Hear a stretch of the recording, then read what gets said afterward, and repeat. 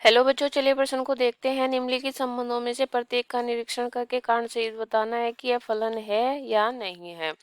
और हमें आर दो दिया गया है, दो दो, दो चार, तीन तीन, चार चार, जो कि एक समुच्चय है। अब हमें इसमें जो हमारी मुख्य अवधारणा हो जाएगी, मुख्य अवधारणा वो क्या हो जाएगी बच्चों, कि कोई समुच्चय दिया गया है और हमें बताना है कि यह फलन है या फिर नहीं है। तो दिए गए समुच्चय को फलन के रूप में सत्यापित करना। दिए गए समुच्चय को फलन के रूप में सत्यापित करना। क्या सत्यापित करना? कि यह फलन है या नहीं है। अब बात आती है कि फलन होता क्या है, उसको कैसे परिभाषित करेंगे। फलन वह होता है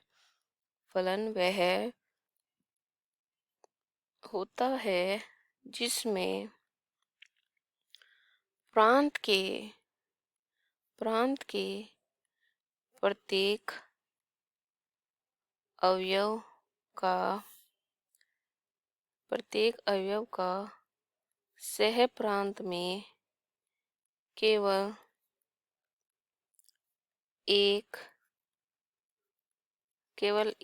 प्रतिबिंब बने। ठीक है, केवल एक प्रतिबिंब सह प्रांत में बनना चाहिए और प्रत्येक अवयव का प्रतिबिंब होना जरूरी है। तो हमारा जो मूल प्रश्न है पहले उसको देख लेते हैं। प्रश्न हमें बच्चों दिया गया है कि जो हमारा R2 दिया गया है वो कैसा है बच्चों। वो है दो दो, दो दो, दो चार, तीन तीन और चार चार, ये हमारा समुच्चय दिया गया है। अब हमें देखना है जो हमारा पहला पद होता है बच्चों वो होता है प्रांत का अवयव, और जो दूसरा पद होता है युग्म का वो होता है हमारा सह प्रांत का अवयव। तो हम अलग अलग बना लेंगे, प्रांत और सह प्रांत। ठीक है, तो हमारे प्रांत के कौन कौन से अवयव है। दो दिया गया है, तीन दिया गया है और चार दिया गया है। सह प्रांत के कौन कौन से अवयव है। दो दिया गया है, तीन दिया गया है, चार दिया गया है। यानी प्रांत और सह प्रांत के सदस्य एक जैसे दिखाई देते हैं। ये हमारा प्रांत हो गया और ये हमारा सह प्रांत हो गया। अब हम समुच्चय से देखें किसका संबंध किससे है। जैसे दो का संबंध दो से है, दो का संबंध दो से है, दो का संबंध चार से है, दो का संबंध चार से है, तीन का संबंध तीन से है, तीन का संबंध तीन से है, चार का संबंध चार से है।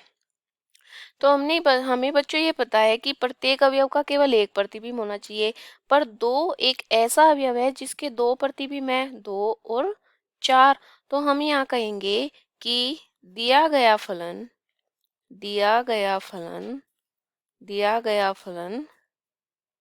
दिया गया समुच्चय, क्या बोलेंगे कि दिया गया समुच्चय फलन नहीं है। दिया गया समुच्चय क्या बोलेंगे बच्चों, दिया गया समुच्चय फलन नहीं है।